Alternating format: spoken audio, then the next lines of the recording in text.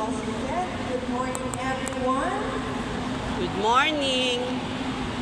Yan yung munang matingin ko ang ating mga kasama sa araw na to para sa ating Education Day.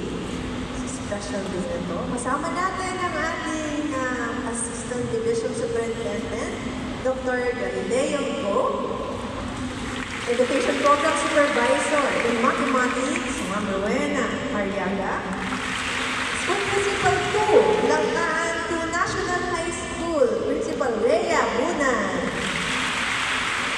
our ABC President, ang kapitan ng mga kapitan, ABC din ABC Fernando Laudado.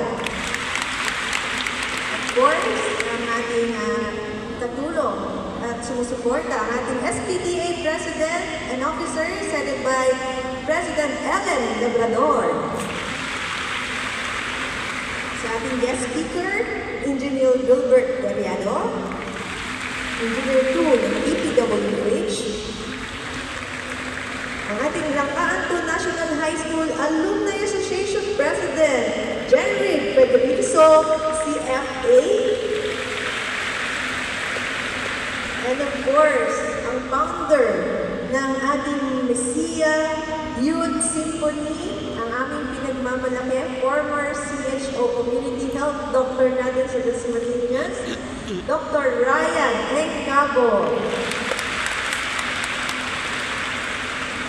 Alam niyo, malaking tulong yung ginawa ni Dr. Ryan ng ating Youth Symphony.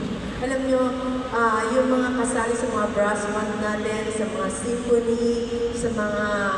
At tayo din ay ginagalingan din natin yung pagdating sa sports. Isa sa advantages ng mga ganyan ay para nagiging sponsor, ay nagiging scholar ang ating mga estudyante sa iba't ibang magagandang eskwelahan sa universities and colleges, hindi lang dito kundi sa Manila, pag meron silang ganyang plano. Kaya sabi ko nga kay Doc, i-multiply natin to para naman hindi lang langkaan, kundi iba rin yung school, katulad ng brass band natin magkaroon. Actually, sabi niya, ito yung surprise niya kay Kong PD sana. Dahil alam niya si Boss, Kong PD, ay mahilig sa mga brass bands, sa mga symphonies, sa music. Anyway, saan man siya nandun, alam ko, masaya siya sa Langkaan 2 Youth Symphony. Misaya Youth Symphony. Congratulations, Langkaan 2. To all our completers and awardees, congratulations for a job well done, 2024 awardees and honorees. I'm so happy to share the excitement of your moving up ceremony, 9th moving up and 12th recognition day. And I want you to know na katulad ng parents ng school at ng inyong mga teachers dito, I'm so proud of you. Ayan. Hindi madali ang makarating sa grade 10, di ba? Sabi nga nung welcome remarks natin, marami tayong sinakripisyo, marami naman tayong challenges na hinarap para makakot tayo sa araw na to.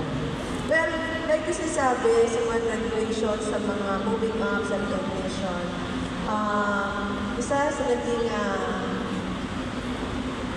malaking tulong para magkaroon tayo ng magandang edukasyon, maging prioridad natin ang edukasyon dito sa Dasmariñas ay ang ating dating mayor at best congressman na si Kong P.D. Bersaga. At sana, kaya sinasabi ko sa lahat po ng speeches ko to, na sana huwag kalimutan ng mga bata ang paborito niyang quote mula sa isang sumulat dito si George Newgrow Pope. At yung lagi na sinasabi, kapag umaten siya ng graduation, recognition, o kahit gawad karangalan.